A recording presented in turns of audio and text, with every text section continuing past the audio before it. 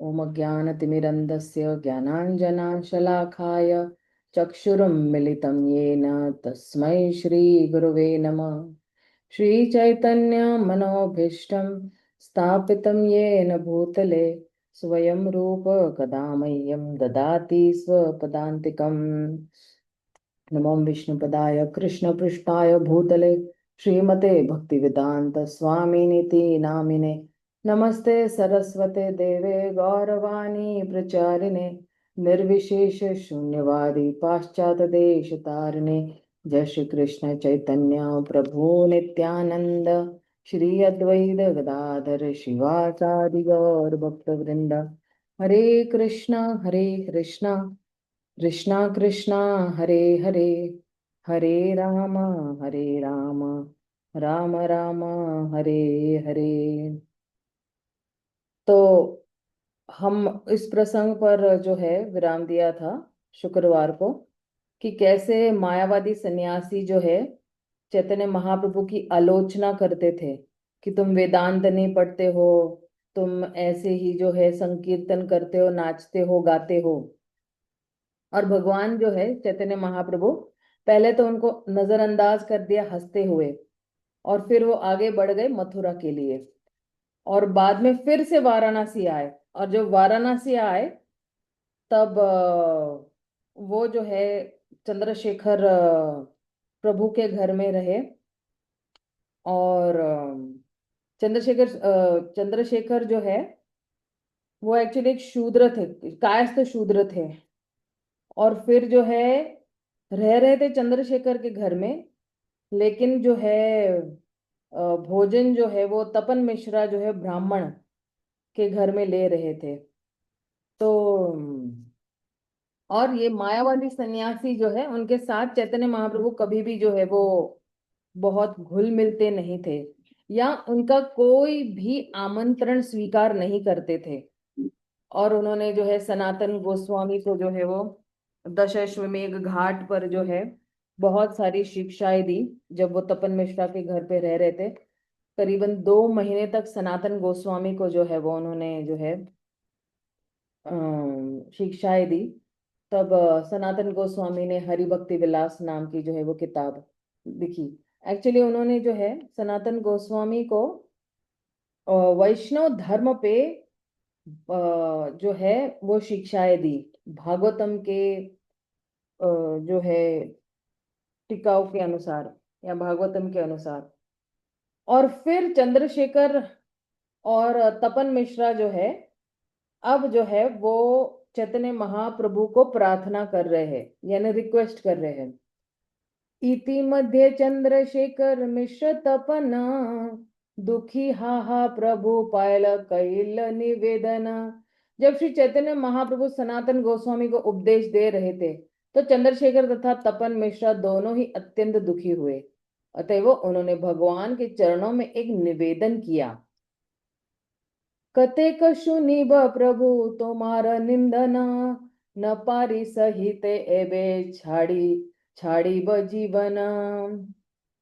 हम लोग कब तक आपके आचरण का विरोध करने वाले इन आलोचकों द्वारा की जा रही निंदा को सहन करें।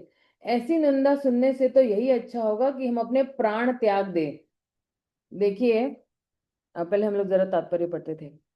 नियमित वैष्णव आचरण के संबंधों में श्री चैतन्य महाप्रभु का सबसे महत्वपूर्ण आदेश यह है कि वैष्णव को वृक्ष के समान सहिष्णु तथा तृण के समान विनीत होना चाहिए। तृणादपि सुनीचेन तरोरपि सहिष्णुना अमानिनमानदेन कीर्तनिया सदाहरि। मनुष्य को चाहिए कि अपने आप को रास्ते में पड़े हुए घास से भी तुच्छ मानकर विनीत भाव से भगवान के पवित्र नाम का कीर्तन करे।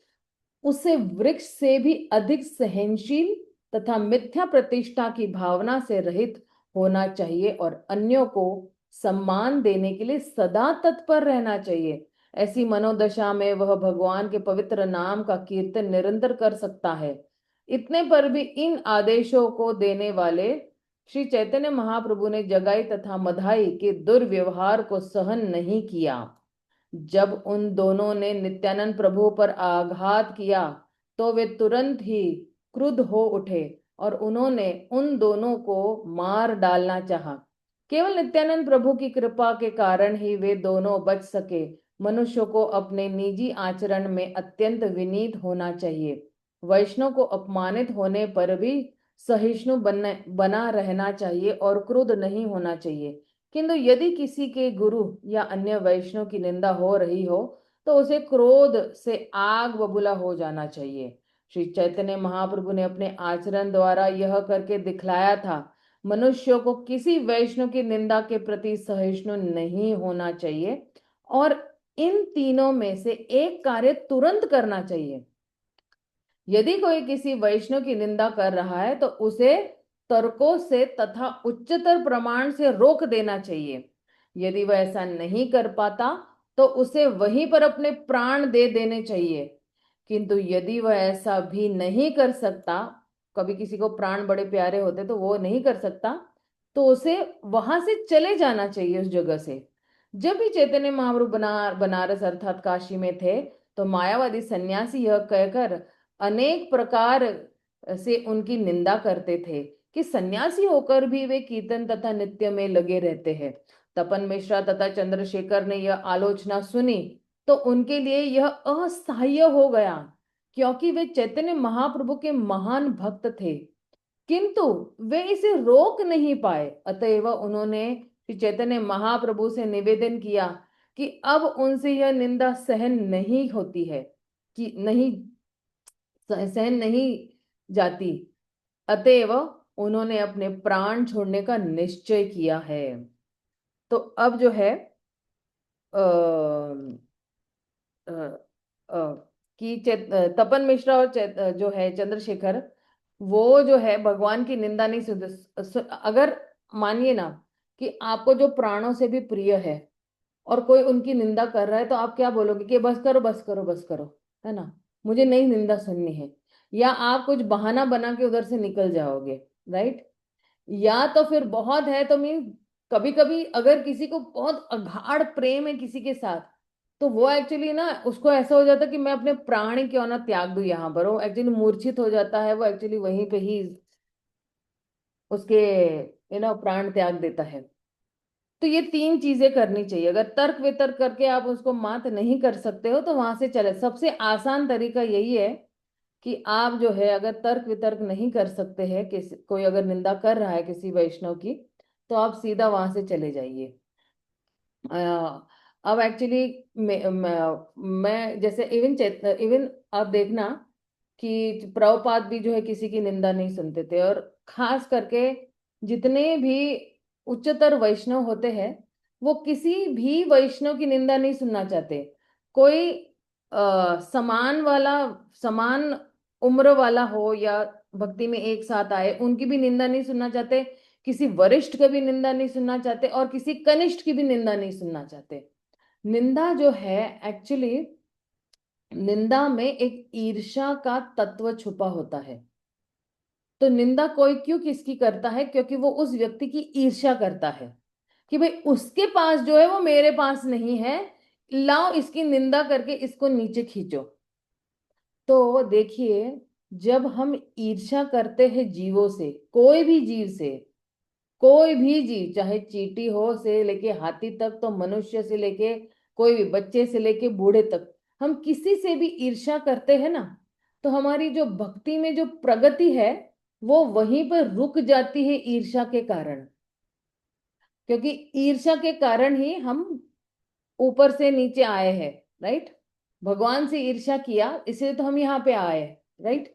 तो अब यहां पे ईर्ष्या करेंगे तो कहाँ जाएंगे? और निचली लोकों में जाएंगे, या तो नर्क में जाएंगे, और उसके नीचे जो सबसे लास्ट है अतल वितल सुतल पाताल ताल ताल महाताल रसाताल, ये सारे 7 प्रकार के नर्क है, उसमें जाएंगे। और वहां जाने के बाद हमारे पास कोई नहीं।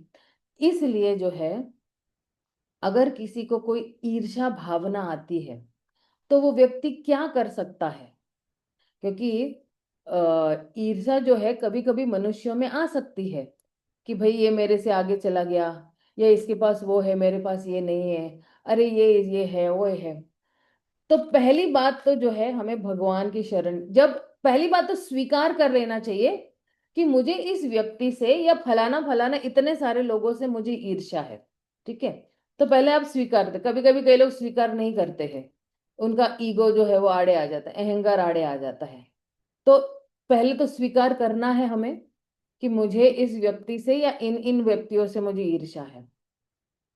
अब दूसरा क्या करना है, दूसरा ये है कि आप जाके किसी सीनियर डिवोटी से आप जाके कहो कि मुझे इस व्यक्ति से ईर्ष्या में क्या कर सकता हूं। मान लो अगर कोई सीनियर डिवोटी मौजूद नहीं है या कोई अवेलेबल नहीं है, तो आप भगवान से जाके प्रार्थना करो कि भगवान मुझे इस व्यक्ति से ईर्ष्या है, और आप ही जो है मेरा हृदय उस व्यक्ति के प्रति साफ कर सकते हो। राइट। तो भगवान मदद करते हैं, है ना, क्योंकि भगवान जो है हमारे हृदय में बैठे हुए हैं परमात्मा के रूप में। और अगर जीव उनकी तरफ दौड़ना चाहेगा, क्योंकि ईर्ष्या अगर निकल जाती है तो बहुत सारा प्रॉब्लम वहीं पे सॉल्व हो जाता है। राइट। तो अगर जो है भगवान से हमें प्रार्थना करनी है। और एक्चुअली ईर्ष्या का जो विपरीत है वो क्या है, गुणगान करना। तो आप भगवान के सामने उस व्यक्ति के गुणगान करो, बहुत मुश्किल है, लेकिन आप भगवान के सामने उस व्यक्ति का गुणगान करो कि देखिए भगवान, उसके पास भले वो है, लेकिन आपने मुझे भी तो ये दिया है ना जो उसके पास नहीं है। और उसके पास इतने अच्छे गुण भी तो है, बहुत, ये ऐसे कर सकती है, वैसे कर सकती है, वैसे कर सकता है, ऐसे कर सकता है, लेकिन मेरे पे नहीं है। तो मुझे क्षमा कर दीजिएगा, क्योंकि भगवान आप ही कहते हैं कि मनुष्य में जो क्षमता है वो मैं ही हूं। तो उस व्यक्ति में अगर कुछ अच्छे गुण है या कोई क्षमता है, तो एक्चुअली आप ही हो वो क्षमता उसमें। आप ही विद्यमान हो परमात्मा के रूप में उस व्यक्ति के हृदय में, और आप ही वो क्षमता दे रहे हो। राइट। तो फिर अगर हम ये पहचान लेते हैं कि अगर किसी व्यक्ति के पास कोई कला है, गुण है, कोई बहुत अच्छी वाक्पटुकता है, तो ये एक्चुअली आता है भगवान से ही। हमारे कर्मों के हिसाब से भगवान हमें जो जो हमारे लिए जरूरी है भक्ति को अर्जित करने के लिए, भगवान वही वही चीजें बहुत अच्छी तरह से देते हैं। तो इसलिए हमें ये समझना चाहिए कि जो कुछ भी गुण मनुष्यों में है वो एक्चुअली भगवान की ही कृपा से उस व्यक्ति को, और हमारे में भी जो गुण है वो एक्चुअली भगवान की कृपा से ही हमारे पास ये सारे गुण हैं। तो हमें प्रार्थना करनी चाहिए भगवान से। तीसरा ये है कि आप जब भी उस वैष्णव को देखो, वैष्णव या वैष्णवी को देखो, आप पहले मन में दंडवत प्रणाम करना शुरू करो। पहले मन से चालू करेंगे ना, तो फिर फिजिकली मतलब है ना प्रत्यक्ष में कर पाओगे, वरना मुश्किल होगा। मन से कम दंडवत करो, क्योंकि मन में दंडवत करने से ना बहुत हमारा क्या कहते हैं, अहंकार, उसको अहंकार को धीरे धीरे दमन करना है। तो मन से प्रणाम करेंगे ना, तो धीरे धीरे शरीर से भी प्रणाम करेंगे। तो ये एक करना है। और हम जिस व्यक्ति से ईर्ष्या करते हैं, जब धीरे धीरे हमारा मान सम्मान दंडवत प्रणाम करते करते बढ़ जाएगा, तो फिर उसके सामने ही उसके गुणगान करने हैं, और या तो कोई एक छोटा मोटा उपहार देना है। ये चार चीजें जो है, अगर हमें किसी से ईर्ष्या हो रही है, ये बिल्कुल चौड़ी बुद्धि रखकर, बिल्कुल ब्रॉड माइंड रखकर हमें ये कार्य करने हैं कि हमें किसी से भी अगर ईर्ष्या हो रही है तो ये केवल ना ही भक्तों पे लागू होता है, ये अभक्तों पर भी लागू होता है। और आप देखना कितने अच्छे रिलेशंस हो जाते हैं हमारे भक्तों और अभक्तों के साथ। फिर आगे क्या कह रहे हैं, तुम्हारे निंदये यत सन्यासी गण, शून्य न पारी फाटे हृदय श्रवण। सारे मायावादी सन्यासी आपकी आलोचना कर रहे हैं, हम ऐसी आलोचना सहन नहीं कर सकते हैं, क्योंकि यह निंदा हमारे हृदय को विदीर्ण कर रही है। तो ये जो है, हम्म, हृदय को विदीर्ण कर रही है भक्तों को। यह कृष्ण तथा श्री चैतन्य महाप्रभु के प्रति वास्तविक प्रेम की अभिव्यक्ति है। तो वैष्णव की तीन कोटियां है, कनिष्ठ अधिकारी, मध्यम तथा उत्तम अधिकारी। कनिष्ठ अधिकारी अर्थात वैष्णव जीवन की निम्नतम अवस्था में रहने वाले वैष्णव को शास्त्रों में दृढ़ विश्वास होता है, किंतु वह निष्कर्षों से परिचित नहीं रहता। दूसरे स्तर पर भक्त अर्थात मध्यम अधिकारी शास्त्रों के निश्चय से पूर्णतः परिचित होता है और उसे अपने गुरु तथा भगवान में अचल श्रद्धा होती है। अतएव वह अभक्तों से बचता है और सरल व्यक्तियों को उपदेश देता है। किंतु महाभागवत या उत्तम अधिकारी जो कि भक्ति की सर्वोच्च अवस्था को प्राप्त होता है, वह किसी को भी वैष्णव नियमों के विरुद्ध नहीं पाता, क्योंकि वह अपने अतिरिक्त हरेक को वैष्णव मानता है। श्री चैतन्य महाप्रभु के उपदेश का सार यही है कि मनुष्य को अपने आप को एक वृक्ष से अधिक सहिष्णु समझे और अपने आप को मार्ग में पड़े हुए तिनके से भी तुच्छ माने। तृणावृति सुनीचे न तरोरूपी सहिष्णु नाम। किंतु भले ही कोई भक्त उत्तम भागवत पद को प्राप्त हो, उसे प्रचारक बनने के लिए मध्यम अधिकारी पद तक नीचे उतरना होगा। देखिए, अगर कोई उत्तम भक्त है, आप देखते हैं ना, इन तीन श्रेणियों में भी तीन तीन और श्रेणियां हैं। जैसे कनिष्ठ कनिष्ठ कनिष्ठ अधिकारी भक्त में जो है वो कनिष्ठ कनिष्ठ, कनिष्ठ मध्यम और कनिष्ठ उत्तम। मध्यम अधिकारी में भी मध्यम कनिष्ठ, मध्यम मध्यम और मध्यम उत्तम। और जो है उत्तम में भी उत्तम, उत्तम कनिष्ठ, उत्तम मध्यम और उत्तम उत्तम, ये सबसे सर्वोच्च है। इन तीन में भी श्रेणियां हैं। हम लोग ने शायद ये उपदेशामृत में भी देखा है और भक्ति रसामृत सिंधु में भी देखा है। तो कभी कभी उत्तम अधिकारी को जो है वो मध्यम अधिकारी के लेवल पर आना पड़ता है। और मध्यम अधिकारी के लेवल पर इसलिए आना पड़ता है कि प्रचारक को अन्य वैष्णव की निंदा सहन नहीं करनी चाहिए, क्योंकि प्रचारक को अन्य वैष्णव की निंदा सहन नहीं करनी चाहिए। क्योंकि क्या होता है कि उत्तम उत्तम जो होता है ना, तो वो निंदा सुन लेते हैं एक्चुअली, और जो है वो सहन कर लेते हैं कि नहीं नहीं सब कुछ अच्छा है, तुम भी अच्छे हो, वो भी अच्छा है।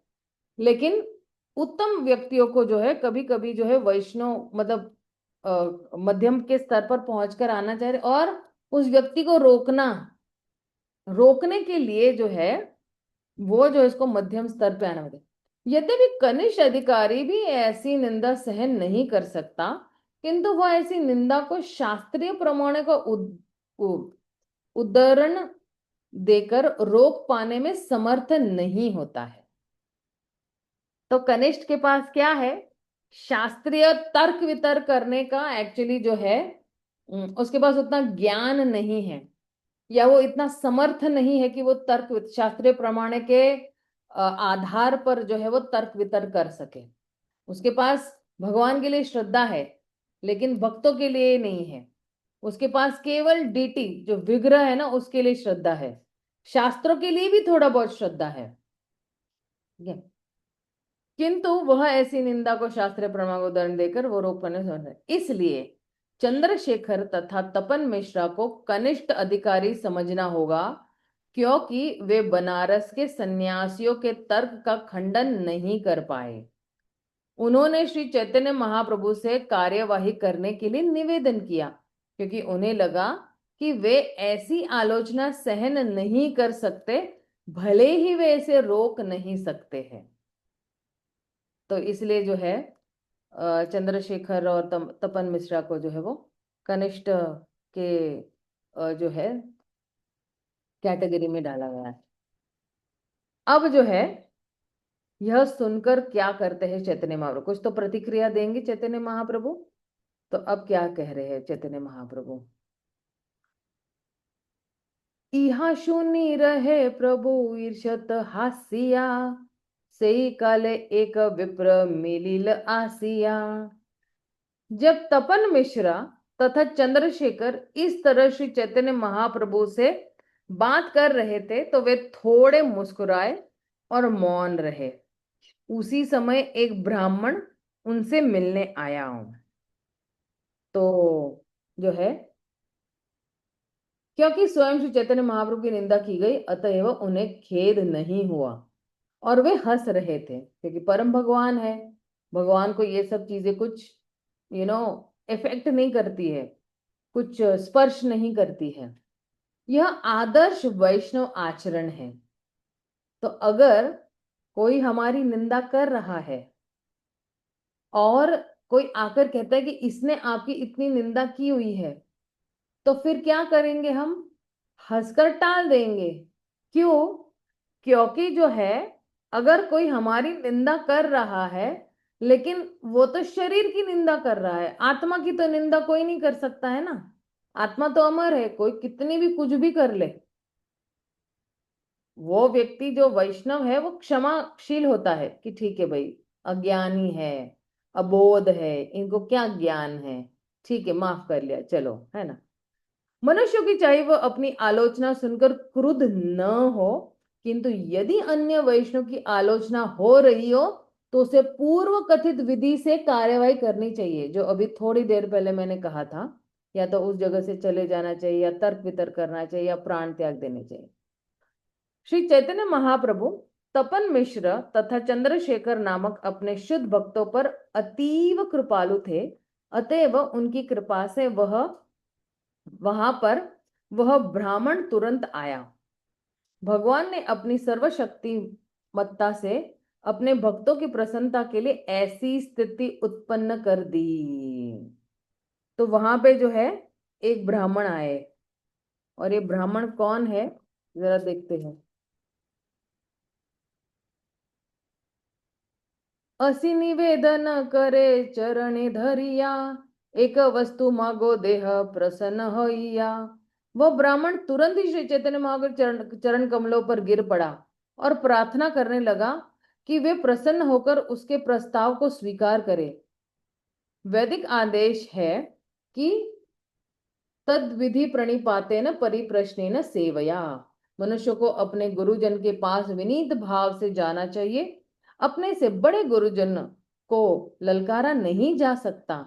प्रत्युत अत्यंत विनीत होकर गुरु अथवा वरिष्ठ जनों के समक्ष अपना सुझाव रखा जा सकता है। श्री चैतन्य महाप्रभु अपने निजी आचरण से आदर्श शिक्षक है, और उन्हीं की तरह उनके सारे शिष्य भी।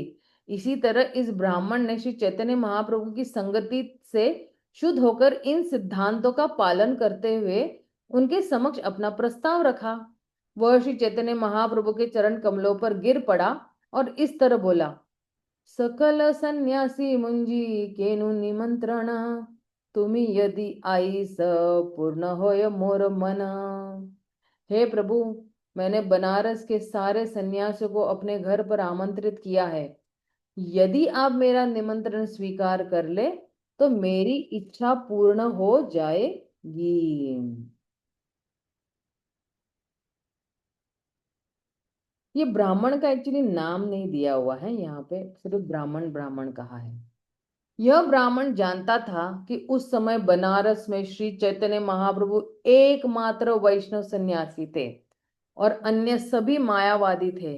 गृहस्थ का यह धर्म है कि वह कभी कभी सन्यासियों को घर पर भोजन के लिए आमंत्रित करे।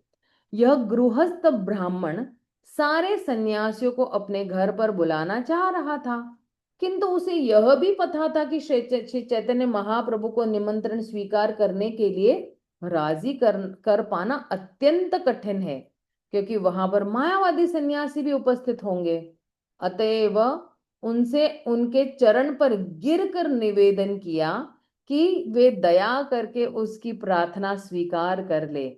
इस तरह विनीत होकर उसने अपनी इच्छा प्रकट की। अब एक हम लोग कभी कभी नहीं, या किसी को अपनी बात मनवाने के लिए, प्रभु आपके चरण पकड़ता हूं मैं, प्रभु भैया आ जाओ, है ना। आपने देखा होगा कि अगर किसी को निमंत्रण देना है और वो नहीं आना चाहते, कुछ बहुत व्यस्त है, लेकिन जो है चरण पकड़ लेने से तुरंत ही वक्त निकाल लेते हैं आपके घर आने के लिए, राइट। तो उसी तरह ये ब्राह्मण ने भी वही कार्य किया। न यहाँ न यहाँ सन्यासी गोष्ठी, यहाँ हमें जाने, मोरे अनुग्रह कर निमंत्रण मानी। हे प्रभु, मैं जानता हूं कि आप अन्य सन्यासियों से कभी मिलते जुलते नहीं है, किंतु आप कृपया मुझ पर दयालु होकर मेरा निमंत्रण स्वीकार करे। चैतन्य महाप्रभु ना कभी भी मायावादी सन्यासियों से मिलते जुलते नहीं थे, या कोई वार्तालाप भी नहीं करते। इसको कहते भिड़ जाना, कभी भिड़ते भी नहीं थे। आचार्य अर्थात वैष्णव मत का महापुरुष सिद्धांतों का पक्का होता है। सॉरी, आचार्य अर्थात वैष्णव मत का महापुरुष सिद्धांतों का पक्का है, मतलब क्या, मुझे समझ में नहीं। आचार्य अर्थात वैष्णव मत का महापुरुष सिद्धांतों का पक्का होता है, कुछ तो ग्रामेटिकल मिस्टेक है यहाँ पे। किंतु वह व्रज के समान कठोर होते हुए भी, अरे वज्र, वज्र के समान कठोर होते हुए भी कभी कभी गुलाब के फूल जैसे कोमल हो जाता है। इस तरह वह वास्तव में स्वतंत्र होता है। वह समस्त विधि विधानों का दृढ़ता से पालन करता है, किंतु कभी कभी इस नीति में शिथिलता का प्रदर्शन भी करता है। यह सर्वविदित था कि श्री चैतन्य महाप्रभु कभी भी मायावादी सन्यासी से मिलते नहीं है, फिर भी उन्होंने उस ब्राह्मण की प्रार्थना स्वीकार कर ली, जैसा कि अगले श्लोक में बताया गया है। तो आप देखिए, जितने भी हमारे महापुरुष है वो सिद्धांतों के, या आचार्य जितने भी है, वो सिद्धांतों के बिल्कुल पक्के होते हैं। भले ही वो वज्र की तरह उन सिद्धांतों पे कठोर होंगे, लेकिन उनका जो हृदय है वो कमल के फूल या गुलाब के फूल जैसा कोमल होता है ना। वज्रापि कठोरम ना फूलपि कोमलम, ऐसे कुछ तो है श्लोक। तो आप देखना, जब सिद्धांतों की बात आएगी तो वज्र की तरह कठोर हो जाएंगे, कि सिद्धांतों पे कॉम्प्रोमाइज नहीं करेंगे। हम सिद्धांतों पे जो है वो किसी भी चीज पर जो है वो कॉम्प्रोमाइज करना, हिंदी को क्या कहते हैं कॉम्प्रोमाइज में, कॉम्प्रोमाइज को क्या कहते हैं हिंदी में?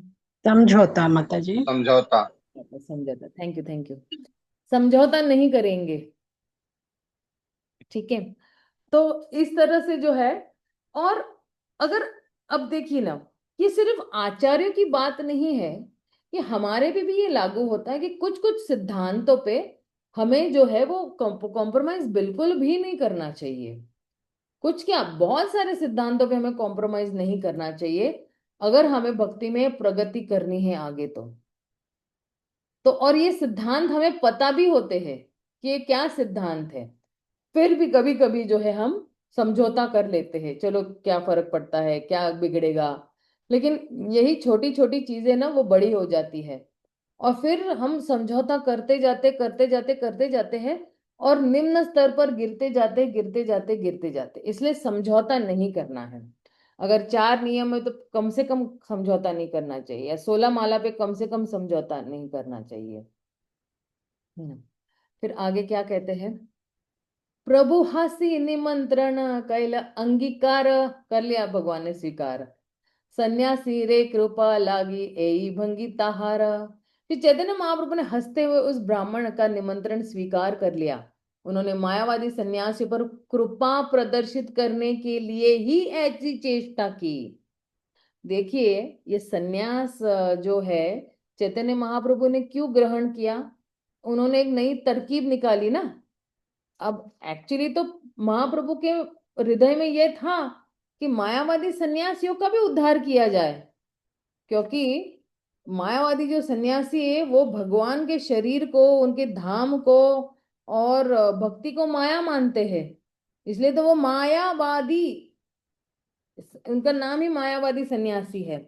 तो अब एक्चुअली उनका भी उद्धार करना चाहते, ये मायावादी सन्यासी क्या थे? ये बच बच बुचना चाहते थे, है ना। बाकी सबको चैतन्य महाप्रभु ने, मलेच यावन तक को भी जो है उनको भक्त बना दिया। लेकिन केवल ये जो मायावादी सन्यासी थे, जो शंकराचार्य के अनुयायी थे, ये बच बुच के निकलना चाहते थे। तो इनको भी झपटिया धर लिया चैतन्य महाप्रभु ने। तो तपन मिश्रा तथा चंद्रशेखर ने श्री चैतन्य महाप्रभु ने के चरण कमलों पर निवेदन किया कि वे दोनों किस तरह बनारस के सन्यासियों द्वारा महाप्रभु की आलोचना से दुखी है। श्री चैतन्य महाप्रभु ने हंस भर दिया। फिर भी वे अपने भक्तों की इच्छा पूरी करना चाह रहे थे, और ऐसा अवसर आ ही गया जब उस ब्राह्मण ने आकर प्रार्थना की कि वे अन्य सन्यासियों के बीच में उपस्थित होने का उसका निमंत्रण स्वीकार कर ले। ऐसा सुयोग भगवान की सर्वशक्तिमत्ता द्वारा ही संभव हो सकता है। देखिए, सुयोग है मतलब कैसा कि यहाँ पे चंद्रशेखर और तपन मिश्रा जो है वो विलाप कर रहे हैं, दुखी हो रहे हैं कि ये मायावादी सन्यासी जो है वो आपकी आलोचना कर रहे हैं और हम सहन नहीं कर सकते, या तो हम मर जाए या तो आप ही कुछ कीजिए। इतने में ब्राह्मण उस सीन पे आ जाता है और निमंत्रण दे रहा है चैतन्य महाप्रभु को कि आप आइए और जो है इनसे मिलिए, भोजन के लिए बुलाया, है ना। और फिर जो है क्योंकि जो है चैतन्य महाप्रभु का मिशन ही यही है, उनका उद्देश्य ही यही है कि इन मायावादियों का उद्धार किया जाए। तो ये सारा जो संयोग है या ये सुयोग जिसको कहते हैं, ये एक्चुअली भगवान की जो है सर्वशक्तिमत्ता, भगवान की जो अचिंत्य शक्ति है उसके द्वारा ही संभव हो सका। क्योंकि ये जो भगवान की अचिंत्य शक्ति, वैसे भगवान की बहुत अनंत शक्तियां हैं, लेकिन कुछ कुछ भगवान की जो शक्तियां होती है ना वो इतनी अचिंत्य होती है कि हम इस भौतिक इंद्रियों से या भौतिक सूक्ष्म इंद्रियों से भी हम समझ नहीं सकते, ये हमारी समझ से परे है। ठीक है। तो इसलिए ये सारी योजना जो है भगवान की सर्वशक्तिमत्ता के द्वारा है।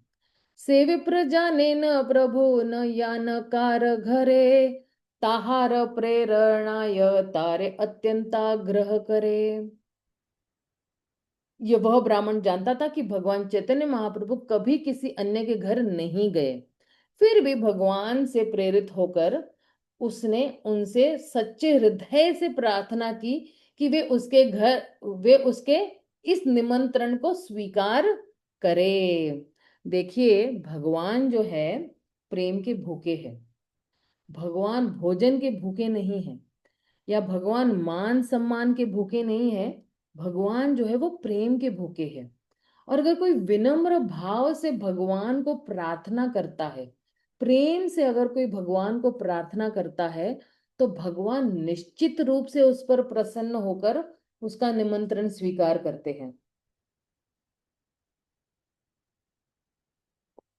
तो अब आप देखिए, जब हम भी हरे कृष्ण महामंत्र जब करते हैं, है ना, तो जब हम हृदय से भगवान का नाम लेते हैं, हम बिल्कुल उन पर फोकस करके जो है विनीत भाव से प्रेम से अगर पुकारेंगे, है ना, जैसे गोपियों ने प्रेम से पुकारा भगवान आ गए, द्रौपदी ने प्रेम से पुकारा भगवान आ गए, गजेंद्र ने प्रेम से पुकारा भगवान आ गए, प्रहलाद ने प्रेम से पुकारा भगवान आ गए।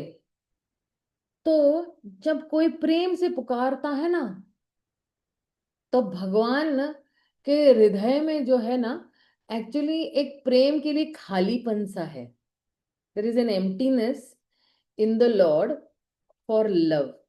तो जब वो जगह खाली होती है तो भगवान बिल्कुल अस्त व्यस्त हो जाते हैं कि अरे ये जगह, क्योंकि उनको पूरे संसार का प्रेम चाहिए, सारे जितने भी उनकी जीवात्मा में उन सबका प्रेम चाहिए। और जैसा ही कोई उस जगह को भरने की कोशिश करता है, तो भगवान बिल्कुल आतुर हो जाते हैं कि अरे इसने मुझे प्रेम से पुकारा है, चलो तुरंत ही दौड़े जाओ। बिल्कुल जैसे ना भाव विभोर हो जाते हैं भगवान भी। ऐसा नहीं कि भगवान के पास भावनाएं नहीं है, भगवान भी भाव, भक्त अगर भाव विभोर हो जाता है तो भगवान भी भाव विभोर हो जाते हैं उस भक्त के लिए, और तुरंत ही जो है वो दौड़े दौड़े उस भक्त के लिए चले जाते हैं। अब जब भगवान इस तरह दौड़े दौड़े उस भक्त के लिए चले जाते हैं, तो ये भगवान का एक गुण है कि जो कोई भी व्यक्ति उनके शरणागत होगा, तो भगवान अपना उत्तरदायित्व मानते हैं कि मुझे उसको सुरक्षित प्रदान करनी ही है। जैसे विभीषण जब गए थे, तो भगवान ने उसको शरण दी, आपको याद है। और आपको ये भी याद है कि भगवान राम ने क्या कहा था, कि अगर रावण भी आएगा और मेरी शरण में शरणागत होगा और जो है मुझे प्रार्थना करेगा, तो रावण को भी मैं शरण दूंगा, क्योंकि ये मेरा गुण है, मैं इस गुण से कभी चूक नहीं सकता हूं। मैं सुरक्षिता प्रदान करने से या आश्रय देने से मैं कभी चूक नहीं सकता हूं, ये मेरा गुण है, ये मेरा आंतरिक गुण है। तो आप देखिए, ये भगवान के जितने भी गुण हैं, ये गुण इतने इतने सुंदर गुण हैं कि अगर हम दिन में दो चार भगवान के गुण याद कर लेंगे, उनकी कृपा याद कर लेंगे, तो हम हर एक जीव के प्रति भी कृतज्ञ भावना व्यक्त कर पाएंगे। दिन में आप जो है जितनी बार भगवान को जो है कृतज्ञ व्यक्त कर सको, बहुत अच्छा है। भगवान, बहुत आपकी कृपा है कि ये हो गया कार्य। भगवान, आपकी कृपा है कि इतनी बड़ी महाबीमारी से जो है मुझे बहुत जल्द छुटकारा मिल गया। भगवान, आपकी कितनी कृपा है कि आज मुझे निकलना था, मुझे लग रहा था बारिश आएगी, लेकिन मैं बिल्कुल सुरक्षित ऑफिस पहुंच गया या अपने घर में वापस पहुंच गया बिना भीगे, है ना। तो ये जो छोटे छोटे जो है ना किस्से जो होते हैं, या हमारे जीवन में जो घटनाएं होती है ना, उसमें बारंबार भगवान को कृतज्ञ भाव व्यक्त करने की हमें जो है वो हमारी दूसरी आदत बना लेनी चाहिए। सेकंड नेचर हमारा होना चाहिए कि हर बार हम कृतज्ञ व्यक्त कर रहे हैं भगवान को, हर बार, चाहे बोल के नहीं पर कम से कम हृदय में तो हम जो है वो व्यक्त करना ही चाहिए हम लोगों को भगवान को कृतज्ञ जो है। और जब हम भगवान को कृतज्ञ व्यक्त करने का प्रयास करते हैं, तो हम जीवों को भी कृतज्ञ भावना व्यक्त करने की प्रयास करेंगे। फिर जड़ को पानी देंगे, तो बाकी सारे टहनियाँ और फलों को भी पानी देने की हम लोग कोशिश करेंगे। तब हमें पता चलेगा कि वैष्णव का हमारे जीवन में आना एक भगवान की कितनी बड़ी कृपा और योजना थी। ये वैष्णव को भगवान ने ही हमारे जीवन में जो है वो, कहते हैं ना कि जबरदस्ती भेज दिया हमारा उद्धार करने के लिए। हम नहीं चाहते थे हम वैष्णव को मिलने के लिए, हमारे पास वो इच्छा भी नहीं थी। एटलीस्ट मैं अपनी बात कर सकती हूँ मैं, कि मुझे कोई इच्छा नहीं थी, मुझे वैष्णव क्या है पहले ये भी नहीं पता था, सिर्फ भक्त भक्त भक्त भक्त भक्त पता था मुझे। लेकिन उनको मिलने की ये जो इच्छा है, या ये जो बोलते हैं ना कि वो सीन सेट कर देना, कि भाई ये मंदिर जाना, इसको इस व्यक्ति के साथ बात करना, उसका उस 10 मिनट या 15 मिनट या आधा घंटा संग लेना उस वैष्णव के साथ, लव मात्र साधु संग सर्व सिद्धि होए। और साधु केवल ब्रह्मचारी या सन्यासी नहीं होते हैं। साधु जो है ये एक मन की भावना है। साधु जो है वो मन से होता है। वैराग्य जो होता है वो गृहस्थ में वैराग्य हो सकता है। अभी आप देखना ना, आप सभी गृहस्थ होके भी कितनी सारी चीजों का आपने त्याग किया हुआ है। ये नहीं खाना, वो नहीं खाना, ये नहीं करना, वो नहीं करना, यहाँ नहीं जाना, वहां नहीं जाना, कितना सारा। तो ये जो साधु शब्द है ना, ये उस जीवात्मा पे लागू होता, इसके अंदर वर्ण और आश्रम का कोई लेना देना नहीं है। इसके अंदर चेतना का लेना देना है, कि क्या चेतना है उस व्यक्ति की, क्या वृत्ति है उस व्यक्ति की।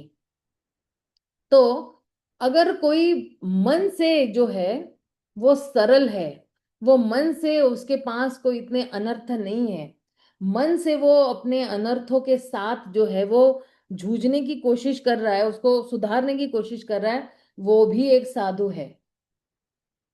और ऐसे साधुओं का लव मात्र लेने से हमें सर्व सिद्धि हो सकती है।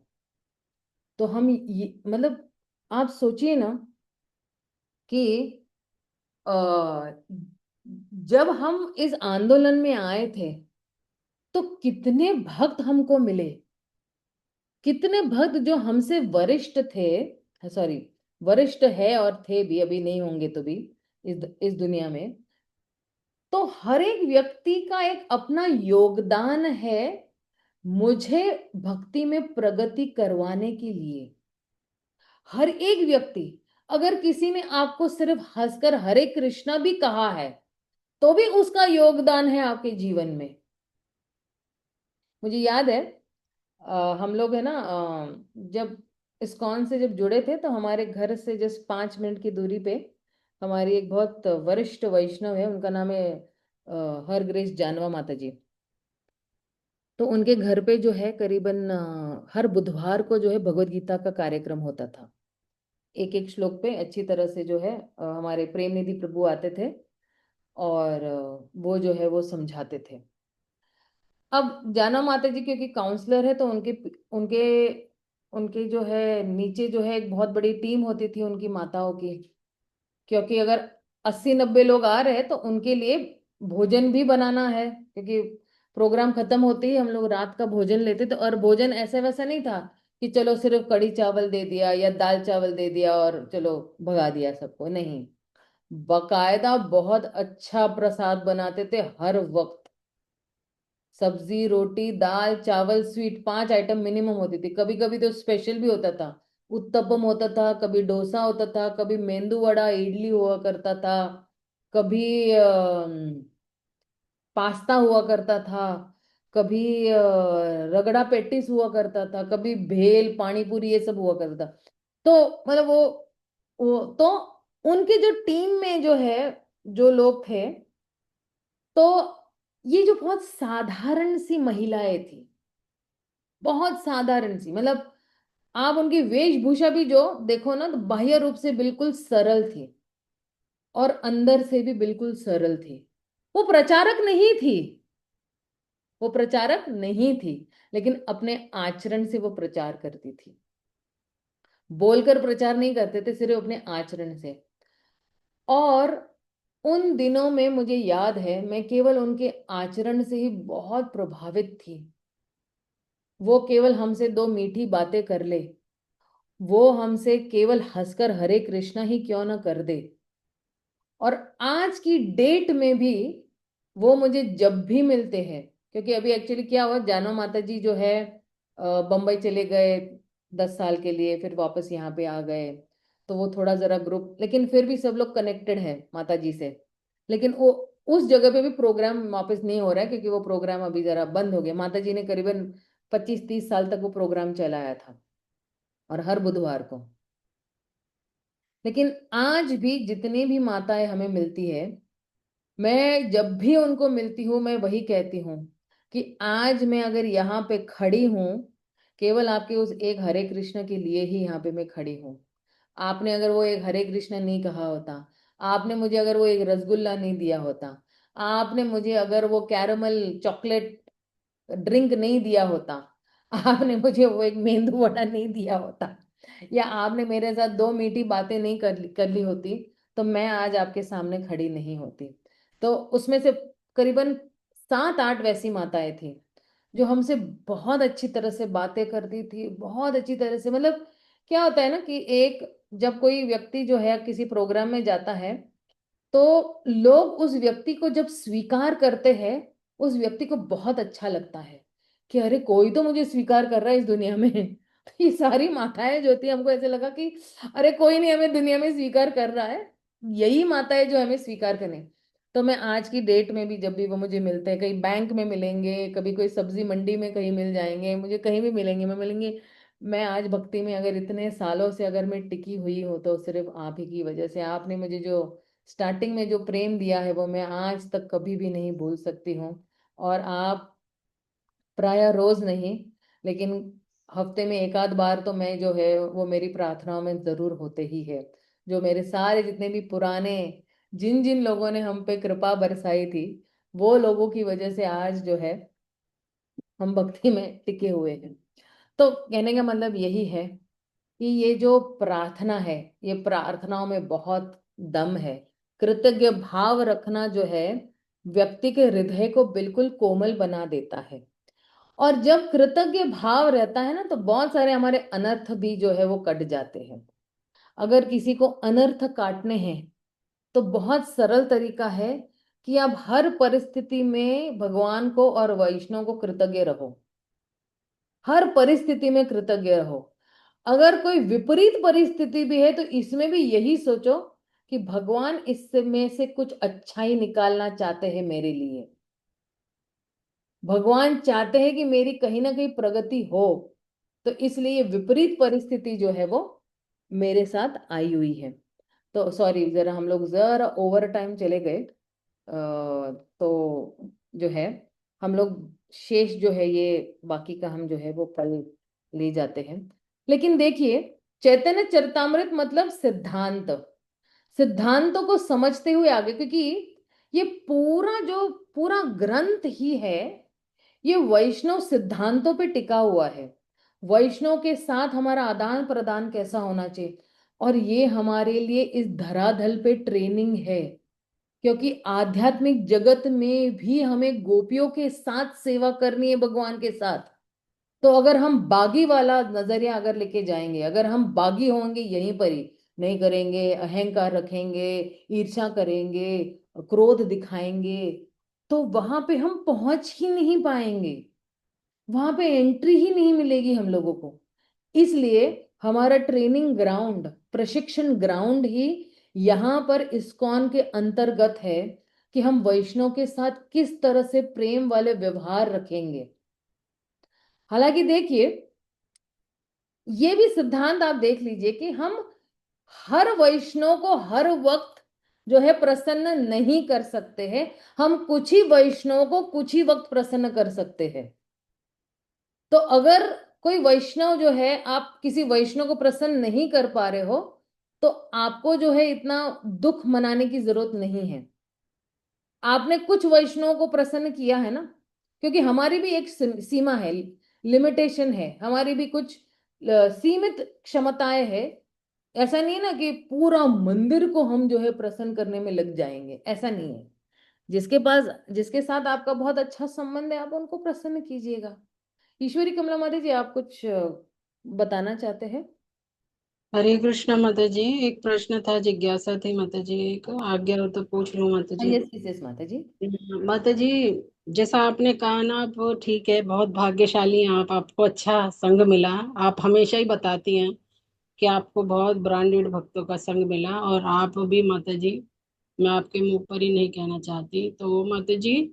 लेकिन जिन भक्तों को संग नहीं मिलता है अच्छा, ठीक है, तो या वो सोचते हैं ऐसा संग अच्छा है क्योंकि भक्त अच्छे होते हैं हमेशा।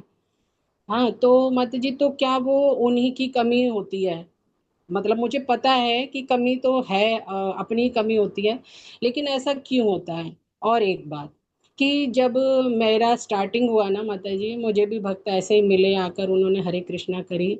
तो क्या है कि अपनी जो है माता जी, मेरे प्रभु जी की, मेरी नहीं है, मैं अपना समझती नहीं उस चीज को, क्योंकि मैं जब इस शरीर से जो कार्य, मैं हाँ घर गृहस्थी में कार्य करती हूँ, वो कार्य मेरा जो है वो तो मेरा नित्य कार्य है। तो माता जी, हमारा थोड़ा सा ऐसा है, चाय पकौड़े का थोड़ा इस टाइप का दुकान है। तो वो स्टार्टिंग जब हुआ मेरे यहाँ पर, यहाँ प्रोग्राम मंदिर में पास में जहाँ मैं जुड़ी सेंटर में, तो स्टार्टिंग में ना जो सारा मतलब खाने पीने का है, वो लोग बड़े प्यार से बोलते थे। तो मेरा भी, जैसे कि हम मारवाड़ी हैं, आप जानते हैं माता जी, तो ऑटोमेटिकली होता है एक मारवाड़ी का ना हृदय की, नहीं नहीं है, और सब मतलब पूरा घर ऐसा लग जाता था।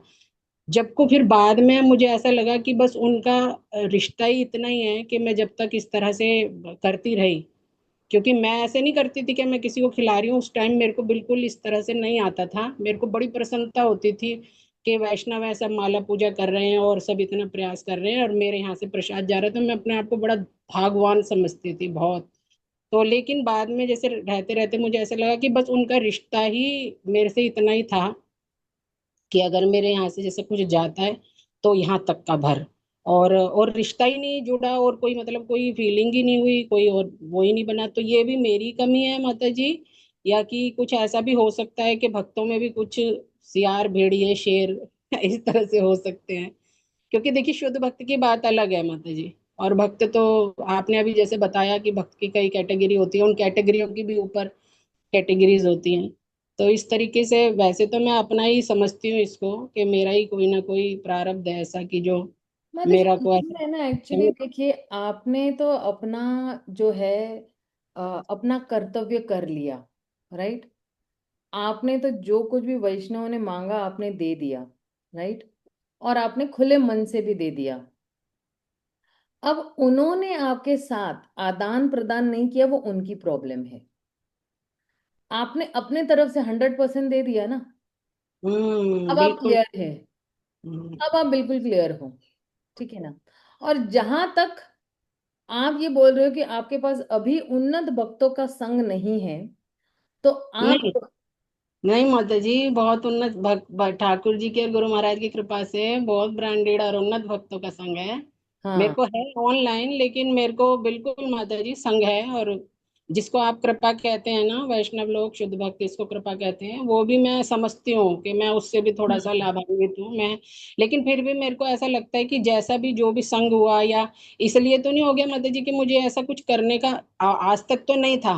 लेकिन जब मैं सुनती हूँ ना कि ऐसा मेरे को क्यों हुआ, तो या तो देखिए मेरे ही कर्म है, मैंने पहले कुछ किया होगा ऐसा। नहीं, मैंने तो आपको लेकिन बताया ना अभी कि आपने अपना कर्तव्य कर लिया, उन्होंने उस क्रिया पर आदान प्रदान नहीं किया, ये उनकी प्रॉब्लम है।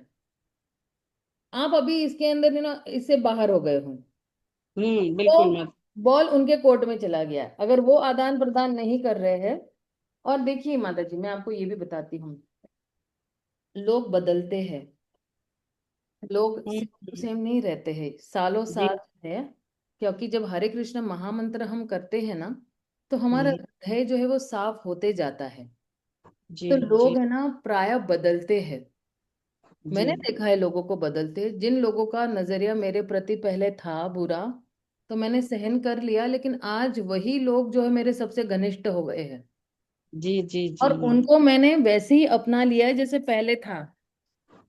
जी लेकिन मुझे क्या लगता है ना कि किसी रिलेशन में थोड़ा वक्त देना भी बहुत जरूरी है। जी जी जी हमने मत। हमने एक क्रिया किया है, उस प्रतिक्रिया के लिए कभी 10 साल भी लग सकते हैं। हम्म तो यस। थोड़ा हमें जो है पेशेंस, धैर्य रखना बहुत जरूरी है। और बिल्कुल। कभी ना कभी वो लोगों को भी जो है अ, एहसास हो जाएगा कि अरे हम्म इसने 10 साल पहले इसने कितना कुछ किया था, और हमने उसको जो है कृतज्ञता व्यक्त ही नहीं किया, है ना। तो मैंने बता ना, लोग बहुत बदलते हैं। क्यों जी बदलते हैं? क्योंकि ये जो है हम हरे कृष्ण महामंत्र से कनेक्टेड है ना। तो हरे कृष्ण महामंत्र ही जो है उस व्यक्ति की चेतना को बदल देता है, उस व्यक्ति के नजरिए को बदल सकता है वो। और जी टाइम लग सकता है, क्योंकि हृदय शुद्धिकरण के लिए भी धीरे धीरे धीरे धीरे साफ हो रहा है ना। तो इसलिए जी लोग बदलते हैं, लोगों का नजरिया भी बदलता है, लेकिन हमें अपनी अच्छाई नहीं छोड़नी है। जी बिल्कुल तो माता जी। हमारी अच्छाई है वो वैसे की वैसी बरकरार रहनी चाहिए, और बढ़नी चाहिए, लेकिन कम नहीं होनी चाहिए हमारी अच्छाई। जी माता जी, बिल्कुल मेरे को ना अंदर से बिकॉज ऑफ यू, और और जो शुद्ध भक्ति जिनसे मेरे को जुड़ा हुआ है ऑनलाइन या कि ऑफलाइन भी, तो ना उनकी वजह से बिल्कुल भी जरा सा भी ग्रजेस नहीं है। मेरे को ऐसा लगता है कि अगर मैं वहां से नहीं छुटती तो मेरे को ये संग नहीं मिलता, क्यों मुझे पता ही नहीं चलता, वो कुएं का मेंढक बन के रहती। लेकिन ये जो, क्योंकि भगवान जो करते हैं उनकी तो उसमें कृति में हम कोई नुक्स नुक्स निकाल ही नहीं सकते, वो अच्छे के लिए ही होता है हमारे लिए, चाहे बेशक हमें शुरू शुरू में कुछ भी लगे। उसके लिए नहीं है, लेकिन एक कहने सुनने और समझने के लिए ये बात रह जाती है कि क्या हुआ ऐसा। क्योंकि भक्तों में तो मुझे तो ऐसा लगता है भक्तों में कोई कमी नहीं होती, लेकिन अब मैं कई जगह सुनती हूँ कि नहीं, भक्त भी कई तरह के होते हैं, और कुछ हो सकता है शुद्ध भक्तों के लिए नहीं, भक्त भक्त जो सो कॉल्ड भक्त क्योंकि जो। अब देखना, हम सब लोग जो है ना वो संघर्ष करते हुए साधक है। जी और जैसे मेरे में कुछ कमियां हैं, तो उस व्यक्ति में भी कमियां हैं। तो अगर मैं अपनी कमियों को स्वीकार कर रही हूं, और भगवान भी मेरे कमियों के साथ सहनशीलता बर्ताव कर रहे हैं, तो हमें भी व्यक्तियों को उन उन व्यक्तियों के साथ जो है वो सहनशील रहना है। कि ठीक है अभी नहीं है, लेकिन कभी तो होगा, कभी तो नजरिया बदलेगा, कभी तो कुछ चेंज होगा। और दूसरा ये है ना कि अगर हम एक्सपेक्ट करेंगे ना, ज्यादा एक्सपेक्ट करेंगे तो थोड़ा फ्रस्ट्रेट हो जाते हैं। करो और नेकी कर और कुएं में डाल, नेकी कर और कुएं में डाल। क्योंकि आप देखना हमारा एक्चुअली रियल कनेक्शन जो है वो भगवान के साथ है। हम्म, हमारी पूरी दुनिया जो है ना, जो जो हमारी पूरी अंदर की दुनिया है, जो हमारी आत्मा है ना अंदर की, वो हम आत्मा को अंदर की दुनिया बोलते हैं, वो जी एक्चुअली कृष्णा है। तो हमें अंतर्मुखी हो जाएंगे ना, तो ये जो बहिर्मुख में जो है ना, बाहर की दुनिया में जो है ना, हमें कुछ भी इफेक्ट नहीं करेगा ज्यादा हम्म, करके। तो जी जितना हम अंतर्मुखी होएंगे ना, तो बाहर मेरे साथ मेरे कर्मों की वजह से कोई कुछ भी कर रहा है, मुझे कुछ इफेक्ट ही नहीं होगा, जी मुझे कुछ फर्क ही नहीं पड़ेगा। मैं यही मान के चल लूंगी कि मेरे कर्मों की वजह से मुझे हुआ है, मेरे कर्मों की वजह से मेरे साथ ये हुआ है, मेरे कर्मों की वजह से ये हुआ है। अगर हमारे घर में भी कोई हमें सता रहा है, जी घर जी में भी कोई है, तो यही है कि हमें यही समझना है कि मेरे कर्मों की वजह से है, नजरअंदाज कर लेना चाहिए। बिल्कुल। क्योंकि सच भी लोग, यही माता जी, सच भी यही तो है ना माता जी, सत्य भी तो है ये। हाँ, हमारे हमारे जितना कर्म। हम भगवान को प्रसन्न करने की कोशिश करेंगे ना, जी तो बाहर जो है ये जितने भी हमारे अटकलें हैं ना, ये बहुत सारे क्लियर हो जाएंगे। क्योंकि अब हमारा लक्ष्य जो होता है ना, जैसे एक घोड़ा होता है ना, घोड़ा उसके पास ब्लिंकर होता है कि भाई ये मेरा लक्ष्य है, मुझे इधर ही पहुंचना है। फिर आसपास भूकंप भी आ रहा है या आसपास कुछ भी हो रहा है ना, तो कुछ फर्क नहीं पड़ता है उस व्यक्ति को, वो घोड़े को, वो घोड़ा सिर्फ लक्ष्य पे जाता है। तो जब हमारा उद्देश्य केवल कृष्ण को प्रसन्न करना है, गुरु के आदेश के हिसाब से गुरु को प्रसन्न करने की हम कोशिश करेंगे, उनके आदेश है ना, फिर बाहर की ये सब चीजें है ना कोई मैटर ही नहीं करेगी हमें। हम बिल्कुल क्या कहते हैं, ब्रॉड माइंडेड हो जाएंगे, चौड़ी बुद्धि वाले हो जाएंगे। हाँ ठीक है भाई, कर्मों के हिसाब से हो गया है बस। और उसको ये करेंगे कि भाई मेरा तो लक्ष्य भगवान को प्रसन्न करना है, इस तरह से। इसलिए मैंने बोला कि हम सभी लोगों को सभी वक्त हर वक्त प्रसन्न नहीं कर सकते, हम कुछ लोगों को कुछ ही वक्त प्रसन्न कर सकते हैं या खुश कर सकते हैं, इस तरह से। जी ठीक है जी ना माता माता? जी। हरे कृष्णा, दंडवत प्रणाम, धन्यवाद माता जी, हरे हरे कृष्णा। कृष्ण। तो हम यही विराम देते हैं। श्रील प्रभुपाद की जय, श्रील कृष्णाज कविराज गोस्वामी की जय। हरे कृष्णा, हरि बोल।